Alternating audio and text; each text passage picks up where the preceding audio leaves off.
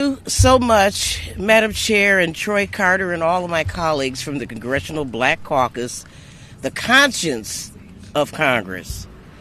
The Republicans have jammed their bill, renamed the act, because the parliamentarian decided that one big beautiful bill did not meet the guidelines. It didn't pass the bird bath, the bird rule.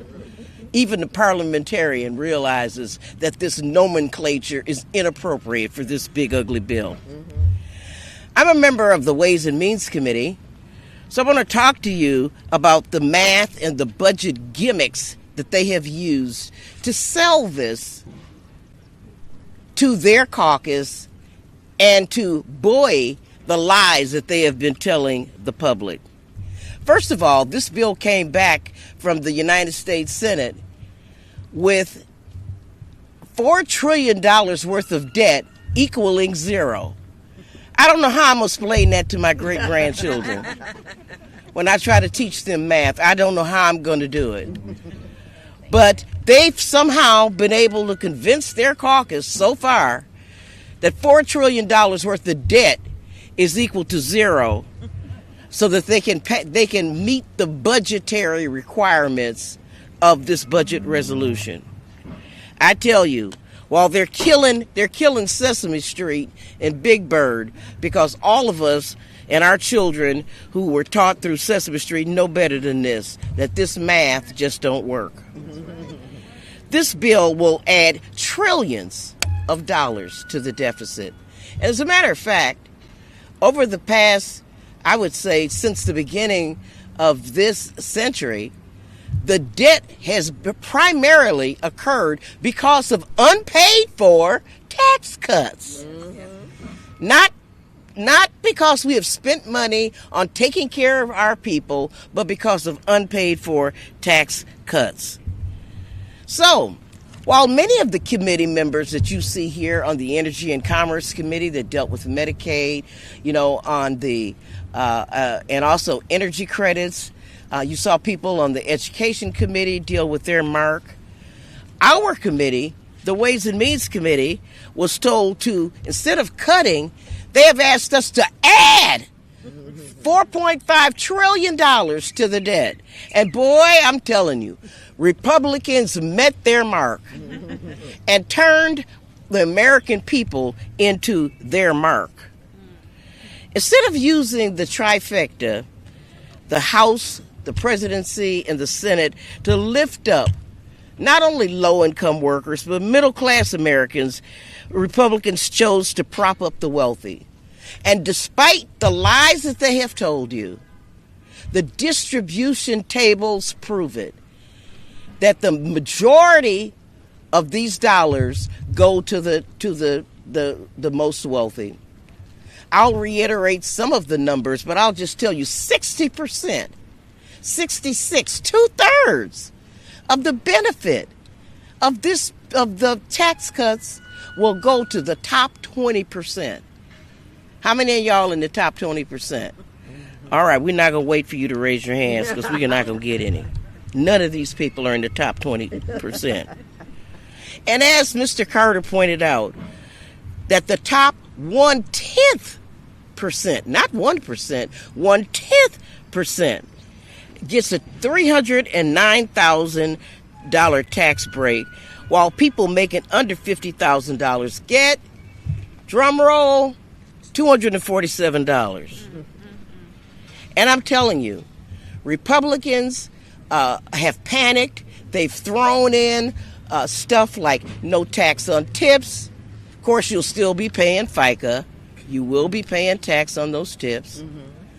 They're saying that they will not tax seniors on Social Security. That's a lie.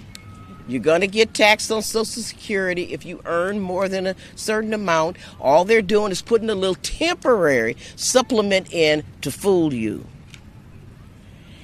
And, so the swamp math just doesn't work. And the biggest thing that they've done, the biggest lie, the low-income people are going to realize $11,000 increase in their taxes and 72. I don't know where they get these numbers from. They get it because the White House and the Republicans in Congress have agreed that we're going to have never before seen growth from these tax cuts. Well, I'm old enough to know that in the last 45 years of trickle-down theories, that we ain't seen one drop of trickle. And this bill is no different. Tax cuts do not pay for themselves. Every credible economist will tell you that. Republican economists will tell you that they don't. And how do we pay for this? You'll hear in more detail from other members. How in the world do we pay for it? We pay for it, number one, by fuzzy math. Number two, by demonizing recipients of Medicaid, really calling them waste, fraud, and abuse, where people on Medicaid are, a 64-year-old woman is going to be required to work in order to get Medicaid or SNAP. And if she's not been determined to be disabled by the Social Security Administration, she'll automatically be deemed to be able-bodied. Okay, I'm coming. Who's going to pay for this cost when we gut SNAP, Medicaid, and ACA? The veterans, foster youth, seniors, children who are going to lose school lunch, 17 million Americans who lose health care. This bill is just morally irresponsible. And I really thank my colleagues for the opportunity to share. Thank you, Gwen. And I would now like to yield to the person in our caucus. She is a PhD, actually, Dr. Robin Kelly, who is the chair of the Congressional Black Caucus Health Brain Trust. All right. Thank you. Thank you very much, Gwen. Let's give it up for Gwen, y'all. Woo! Good afternoon, everyone, and thank you so much for being here today. Thank you to Chairwoman Clarke for organizing this press conference as the CBC speaks up and out against this bill. As my colleagues have already said, this bill is cruel and evil. It was ugly when it first passed the House, and then the Senate Republicans made it worse. The big, ugly bill will cost people their lives. That's the bottom line. As you've heard, 17 million Americans will be stripped of their health care. When people lose health care, yes, people die. That's not hyperbole, that's fact. And we know who will be most impacted: black people. 13.3 million black people rely on Medicaid. That includes 5.7 million children. And if that isn't bad enough, the consequences of this bill go beyond the individual person. It will impact hospitals, which in turn affect everyone, even if you aren't covered by Medicaid. Emergency rooms will be flooded, or more flooded, I should say. Wait times will increase. Life-saving care will be delayed. Hospitals and healthcare centers will be overwhelmed. This Republican bill will lead to $1.3 billion in uncompensated care costs for hospitals across my home state of Illinois, threatening 9 at-risk rural hospitals across the state. Over 330 hospitals across the country can close. It is never a good time for a hospital to close. But right now, our country is in the middle of a black maternal mortality crisis. Medicaid covers 65% of the births to black women. Where will black women go if they don't have health insurance and there are no hospitals? For many black women, the answer would be a local health clinic, like Planned Parenthood, that provides cancer screening, birth control, STI testing, and more. But Republicans have long sought to end Planned Parenthood, and they're using this bill to defund it. Nearly half of black women have received care at one of their clinics. When I was in college, I was one of those black women. I had moved from New York City to Peoria, Illinois, and I didn't know where else to go for a simple annual checkup. I knew that Planned Parenthood was reliable, affordable, and accessible. Sorry if that's too much information. Our country is also in the midst of another public health crisis, gun violence. Guns have been the leading cause of death for all children and teens since 2020. But guns have been the leading cause of death for black children since 2006. Instead of protecting children, President Trump shut down the Office of Gun Violence Prevention on day one. They are ending grants for community violence intervention. Republicans are protecting guns, not children. The big ugly bill eliminates restrictions on gun silencers and short-barreled rifles. Gun silencers are not something out of a movie. They create real harm to communities. It should be common sense to regulate such dangerous weapons. But Republicans have made it clear they do not care about black people or black lives. Republicans are stealing our health care. They are closing our hospitals and health clinics. They are exacerbating gun violence and maternal mortality. Simply put, this bill is deadly. I'm still voting no. Hell no. Yeah. And with that, I'd like to introduce my colleague from Connecticut, Johanna Hayes. Congress Lady, Teacher of the Year, every year. Thank you, and thank you for being here. I find it hard to believe when I read articles that say that there's a huge percentage of the American public who doesn't even know what's in this bill, because everybody should be paying attention to the profound impact of what is about to happen. For me, the things that I am focused on are the cuts to nutrition and education, programs that our children rely on, all in order to fund tax breaks for the wealthiest individuals who don't even need it. This Republican-led reconciliation bill proposes direct attacks on our youngest generation. The bill is the largest cut ever in history to the SNAP program. Nearly 27% of black families are recipients of SNAP. For those families who are already disproportionately affected by food insecurity, these cuts will further deepen those hardships. When kids lose SNAP benefits, they often lose access to free and reduced lunch at school. There's something called community eligibility provisions, where schools get reimbursed for their students who receive SNAP benefits.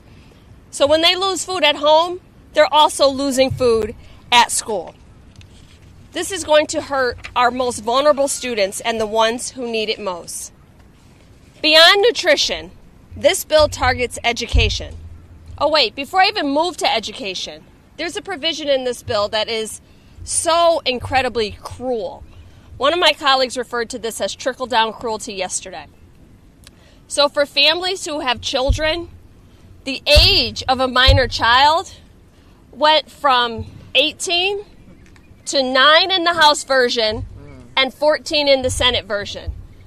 So on a child's 14th birthday, instead of their mother or their father serving them a birthday cake, which, by the way, my colleagues don't want them to be able to buy with SNAP, they need to be out looking for a job.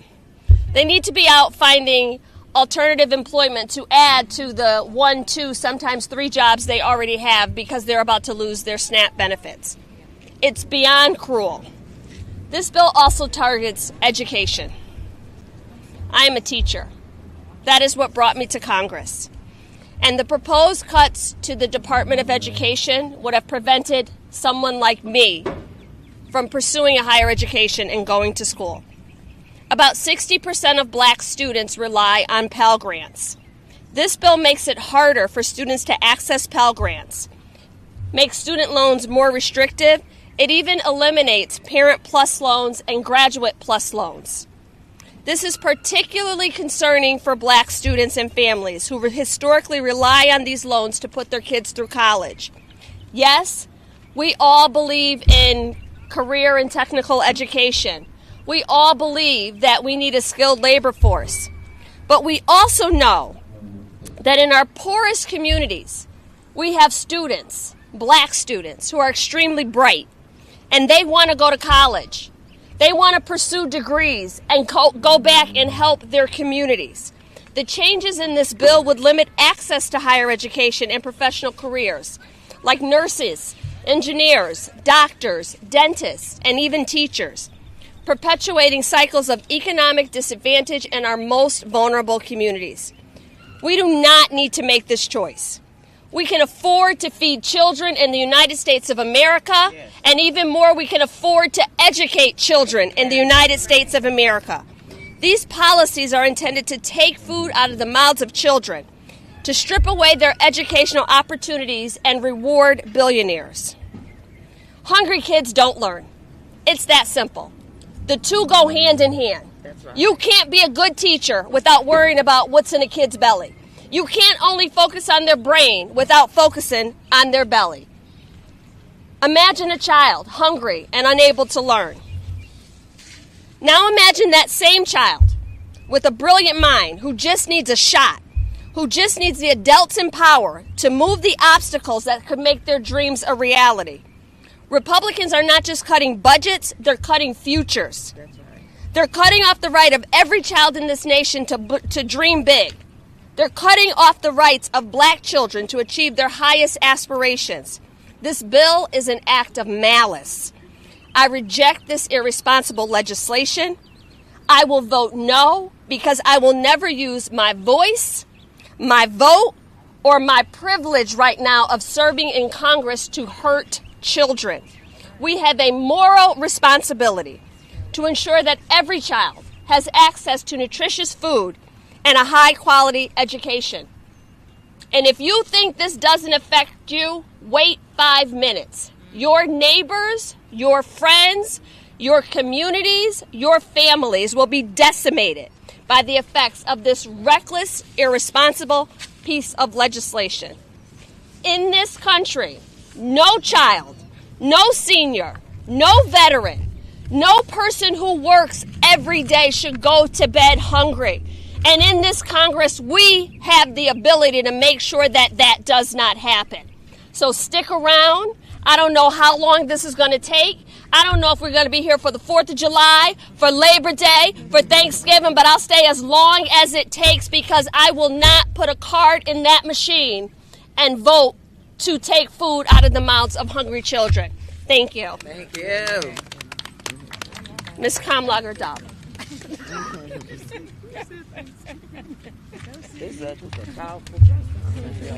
Hello, everybody. My name is Sydney Kamlager-Dove. I'm the Congresswoman for the 37th Congressional District. I am standing here with my colleagues from the Congressional Black Caucus. We are the Congressional Black Receipts Caucus because we are bringing receipts about what is in this bill. Let me tell you something. There is no Republican Party bus coming up here to the Capitol because they know that they are being charged with selling snake oil that's coming out of the White House. We have a president that is more committed to selling fragrances than he is to telling the truth. And they are negotiating with this person about bending the knee to him rather than bending the knee to the constituents. And in our district, in every single district across this country, 85% of voters in every single district want Medicaid, want SNAP, want these programs that they are cutting. And these Republicans should be listening to their constituents. Earlier today, every single member of the Congressional Black Caucus stood up to ask for unanimous consent to strip away the amendments to Medicaid and SNAP. And Virginia Fox didn't even have the decency or the integrity to stand up with each request and deny it. She sat there like a tumor. But over 100 members led by the Congressional Black Caucus got up and raised the issue because Medicaid and SNAP are too important, not just to our communities, not just to our constituents, but to this country. This administration wants to separate us by race so they can divide us by class. But let me tell you something. If you cut Medicaid, You're going to close hospitals. You're going to close urgent cares. You're going to close community clinics.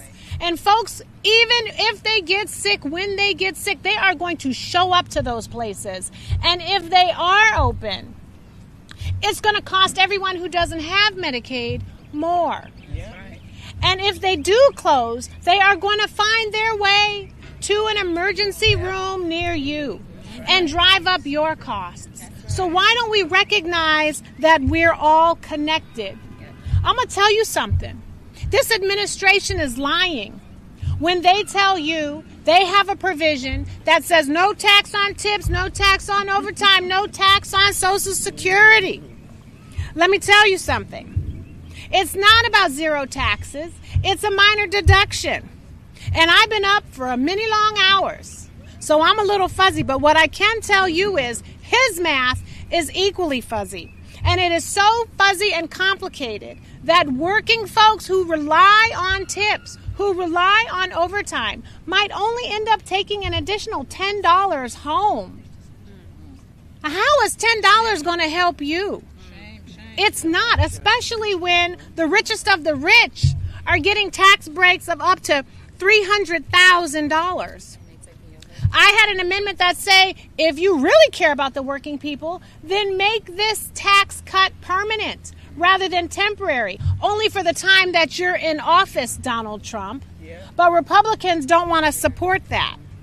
Make no mistake, this bill is going to make America more sick, more broke, and more hungry, while the top 1%, 0.1%, walks away with over $300,000 in tax breaks every year. And the average American will take home less than $250.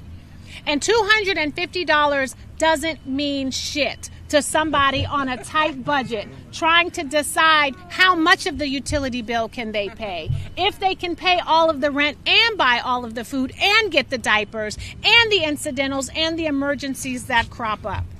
And Donald Trump doesn't know what it means to hope for an extra $250. It doesn't go very far when you have a family of 4 that you have to feed. I'm going to say it again.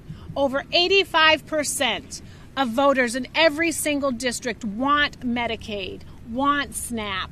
And now the new provisions in the Senate version that we have to vote on will also cut into Medicare. I'm going to say it. I'm going to say this. Elections have consequences, and we are dealing with the consequences of what happened in 2024. But mean it when I tell you that the Black Caucus is turning into the Receipt Caucus, because we want everyone to know what is in this bill. We want everyone to know how they will be impacted. We want everyone to know how more broke, how more hungry, how more sick they are going to become. And we need to be holding these receipts up to and through 2026 and holding these Republicans accountable. Why aren't they here with balloons and megaphones touting how beautiful this thing is? Because they know it stinks, just like the cologne that they are selling in the White House. Yes. Right. I'm going to bring it back to Chair Clarke to close. Well, let me, again, just thank all of my colleagues. Their expertise, their understanding of what's in the big ugly is what we want to share with the American people. At this point, I want to open the floor to any of our reporters who have any questions. Yes, and just state your name and your outlet.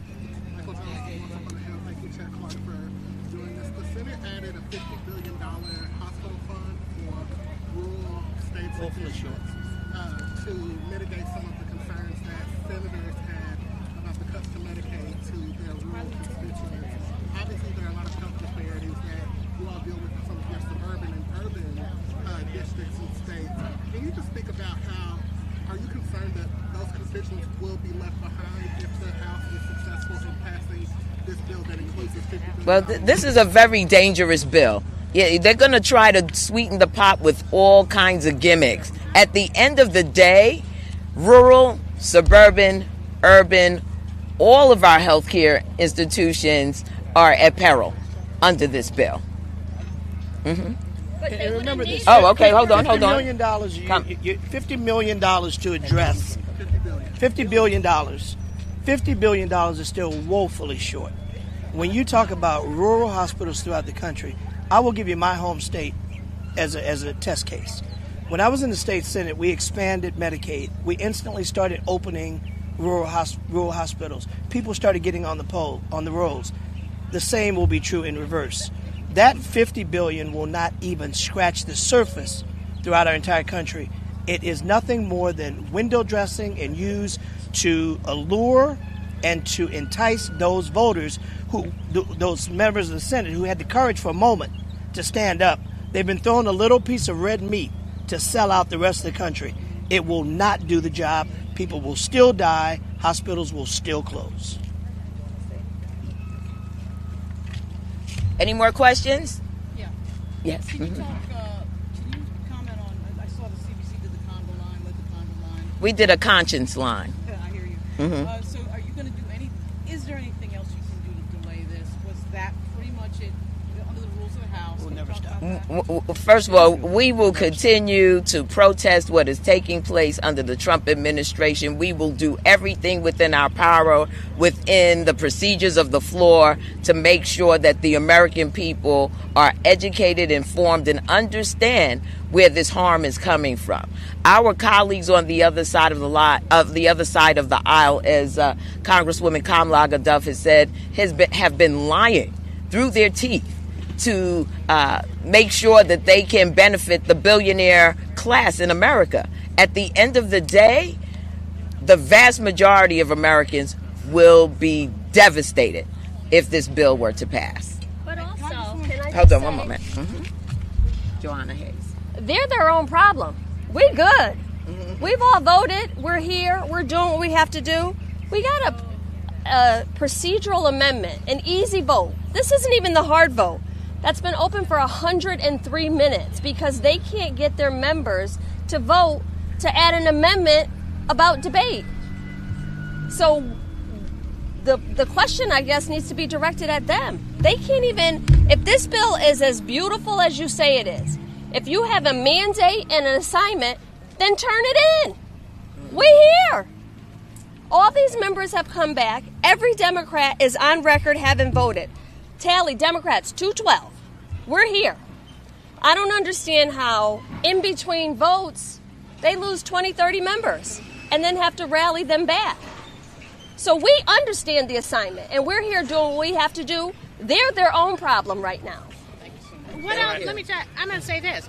We have to manage people's expectations. There are only certain tools in the toolbox, but one of the tools we do have is telling the truth. And the truth is every single person will be impacted if this bill is passed. And we know that he is twisting people's arms, but we also know that Medicaid, that health care fuels economies. And when you're cutting health care, when you're cutting Medicaid, you're also cutting jobs. That's why folks are up in arms. They're trying to figure out how to square the circle. And the circle does not square with this math. The circle does not square. So we're here. We're going to vote. They're running. They're in their offices. They're drinking whiskey. They're at the White House. They are trying to figure out how to switch the narrative so that they can pivot away from the truth. But the truth is every single person will be impacted. You will either have your health care cut or you will have your costs go up. Thank you all very much. Thank you for enduring.